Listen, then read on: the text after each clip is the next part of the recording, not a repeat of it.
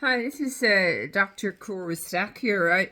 In response to a point there made in a recent video, I just want to try and share a perspective I have on this very disturbing case regarding Mr. Enoch Burke, who I think could have been a possible principal. You know, he had the makings of being a principal of the school. So I wonder, is this part of the this has never been discussed whether, he's so talented. Was he a threat to the principal of that school? Now, no one has ever examined this angle, but when you look at his many talents, could this have been part of, what happened to him? That he was so talented that,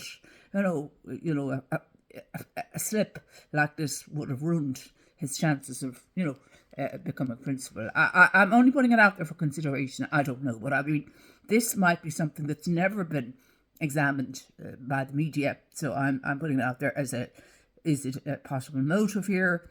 I don't know, perhaps not, but let's just sideline that one now. So I haven't I don't know the Burkes at all, but he is very impressive, and he seemed to have no blemished career up to this point. So let's just look at where we should go from here with this case. The Burke case. Why a trauma-informed collaborative resolution, I think, is now urgently needed. The Burke case involved, as we know, Mr. Enoch Burke and Wilson's Hospital School has now stretched far beyond what anyone would have expected.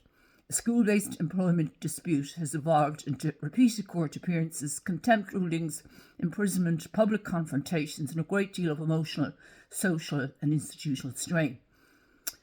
I'm not looking at who is right or wrong here, but I'm looking at how the case has been handled and why experts in conflict resolution, trauma-informed practice and collaborative law believe a very different approach is needed. What began as a workplace disagreement, albeit involving deeply held beliefs and sensitive policies, has become a prolonged national conflict. At this stage, the situation has deeply entrenched both sides, damaged trust, created public division, and led to repeated costly legal action with no end in sight. It's getting worse and worse and worse. This is not normal escalation. It's the textbook definition of conflict spiralling out of control because the wrong tools were applied to this type of dispute. While a trauma-informed approach is essential, every long-running emotionally charged dispute has visible layers: identity, conscience, institutional pressure, fear of humiliation, family loyalties, psychological stress, repetition harm, personal trauma.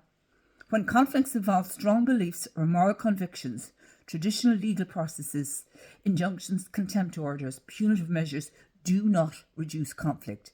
They intensify it. Trauma-informed practice, on the other hand, teaches us that escalation increases resistance, punishment increases defiance, humiliation increases entrenchment, and adversarial language shuts down communication. Whether or not trauma is recognised in court, the behaviour is seen as consistent with unresolved trauma on all sides, institutional, individual. So why arbitration, mediation, and collaborative law appear to me to be the only sensible path forward.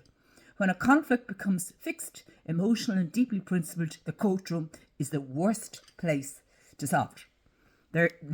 This case now implies, in my opinion, arbitration, a neutral arbitrator with expertise in complex emotional disputes who can guide both sides towards binding compromise. This was brought in to the four people who were these four people from Kerry. An arbitrator, I believe, was brought in, a mediator. Why isn't it brought in here, before, an important inauguration?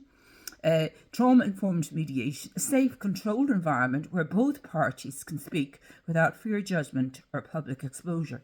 Collaborative law, a non-adversarial legal approach where both sides commit to problem solving rather than winning. There's no winners here. Absolutely not. There's no winners. The court hasn't won, the Burkes haven't won, and the school hasn't won, and the people haven't won. Everybody's lost here because this is not fit for purpose, this type of system to resolve this type of dispute. It is a very good case where urgently this approach is clearly failing everybody. So we need conflict resolution specialists. These are professionals trained to address entrenched conflict, identity-based disputes, and psychologically charged standoffs. They're the exact tools that should have happened from the beginning, and the longer we delay using them, the deeper the wounds become. Judicial suitability matters. This is not a standard commercial or administrative law dispute that would usually be assigned to, as understand it, Mr. Brian Cregan. It is not simply a matter of orders given, orders ignored. This is a dispute involving strong beliefs, personal conscience, institutional authority, social identity, emotional distress, and public visibility. This requires a trauma-informed judge or a judge with deep expertise in family dynamics, psychological conflict, identity-based disputes, and human behaviour under pressure. Not all judges have this skill set, and this isn't a criticism. Just as in medicine, law has specialities. Assigning a judge without trauma-informed conflict resolution training to this kind of dispute is like asking a cardiologist to perform brain surgery. Brilliant, professional, wrong field. At this stage, reassignment to a judge with a proper, appropriate background or removal of this case from the courts altogether would serve justice and the people far better. Ireland needs to end this case to end constructively. The Irish public does not want to see more arrests, more imprisonments, more court confrontations, more media spectacles, or more institutional embarrassment.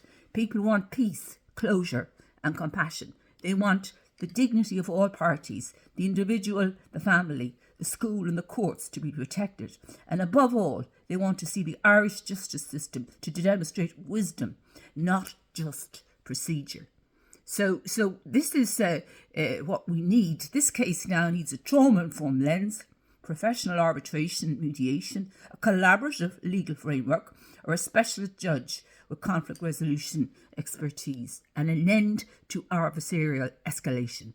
Continuing down the current road serves no one, not the school, not the courts, and definitely not the Burke family, and not the public. Nobody wants to see this spectacle continue going down this very destructive route. It is past time for Ireland to turn this case away from punishment and towards healing and resolution.